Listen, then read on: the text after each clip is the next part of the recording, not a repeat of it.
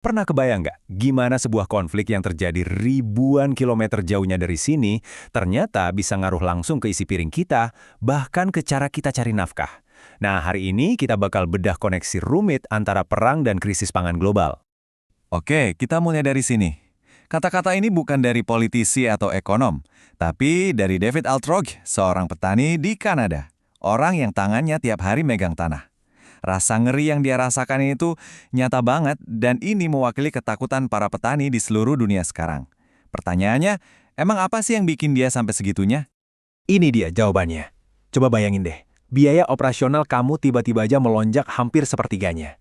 Angka inilah yang nunjukin kenaikan harga pupuk yang harus dihadapi David dan jutaan petani lain. Kenaikan gila-gilaan ini pemicunya ya konflik di luar negeri. Ini bukan sekedar angka di layar, tapi ancaman serius buat kelangsungan hidup usaha mereka. Sekarang, kita masuk ke bagian pertama buat ngerti akar masalahnya. Kita bakal bahas satu konsep yang namanya titik sumbat. Ini kunci penting buat paham gimana satu masalah kecil di satu tempat bisa bikin efek berantai ke seluruh dunia. Nah, ini nih pertanyaan utamanya. Gimana ceritanya perang di belahan dunia lain bikin petani di benua yang beda jadi pusing tujuh keliling? Jawabannya itu ada di jalur-jalur perdagangan utama kita, jalur pelayaran yang super vital. Kalau jalur ini macet atau tersumbat gara-gara konflik, ya seluruh sistem global bakal ngerasain akibatnya. Dan ini gambaran yang jelas banget. Lihat deh, Selat Hormuz, lebih dari 30% ekspor pupuk nitrogen di seluruh dunia harus lewat jalur sempit ini.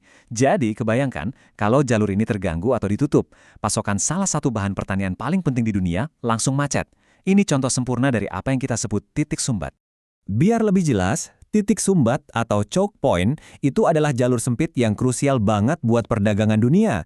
Karena banyak banget kapal yang harus lewat situ, gangguan sekecil apapun di titik ini akibatnya bisa gede banget. Ini tuh kayak titik lemah dalam sistem global kita. Dan inilah intinya. Entah itu pupuk yang lewat Selat Hormuz atau gandum dari Laut Hitam, sistem pangan kita itu saling terhubung dan kompleks banget. Yang kita lihat sekarang adalah betapa rapuhnya rantai ini.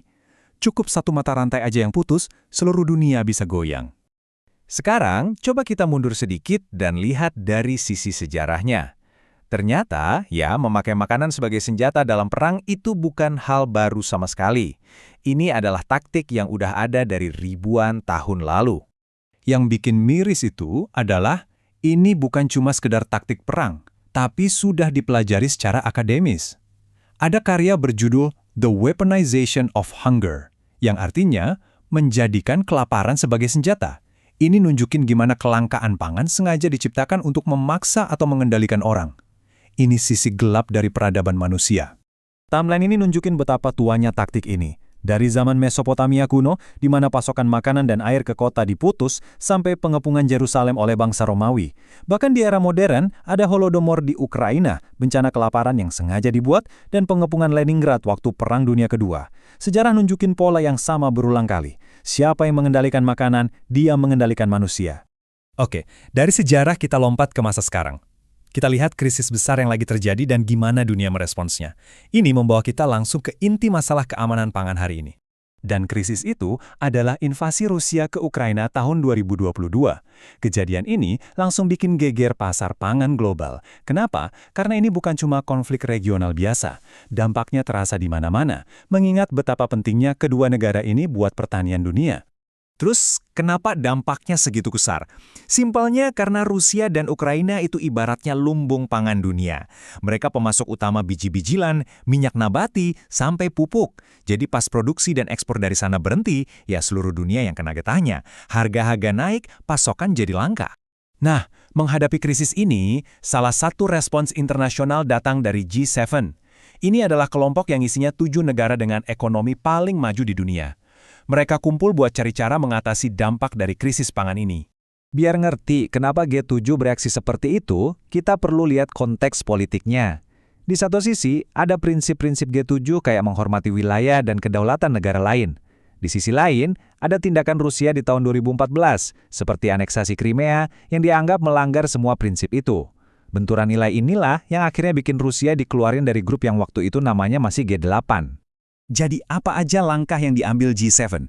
Mereka nggak cuma fokus di satu hal.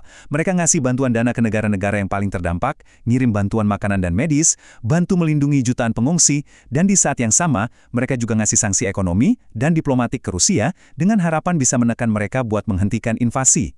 Nah, kita sampai di bagian terakhir. Di sini kita bakal coba sambungin semua titik-titik yang udah kita bahas tadi dan lihat pelajaran apa yang bisa kita ambil tentang sistem pangan global kita. Intinya apa? Ya ini, dari titik sumbat di Selat Hormuz sampai ladang gandum di Ukraina, krisis-krisis ini nunjukin satu hal, kita semua ini terhubung. Sistem yang selama ini ngasih makan 8 miliar orang di dunia ternyata rapuh banget, gampang goyah cimakan ada masalah politik dan militer di satu sudut dunia. Kerapuhan global ini akhirnya memaksa kita buat ngeliat ke dalam, ke negara kita sendiri. Waktu rantai pasok dunia lagi kacau, ketahanan pangan nasional itu jadi kunci. Contohnya di Indonesia. Data ini nunjukin, bahkan di masa sulit, sektor pertanian kita itu ternyata tangguh. Bisa jadi penopang ekonomi dan benteng pertahanan pangan kita. Jadi, kita tutup pembahasan ini dengan satu pertanyaan buat direnungkan. Kita tahu sistem pangan kita saling nyambung, bikin perdagangan jadi efisien. Tapi seperti yang udah kita lihat, hubungan ini juga jadi sumber kelemahan. Pertanyaannya sekarang, apakah sistem yang kita punya ini cukup kuat buat menghadapi tantangan-tantangan di masa depan? Terima kasih sudah menyimak.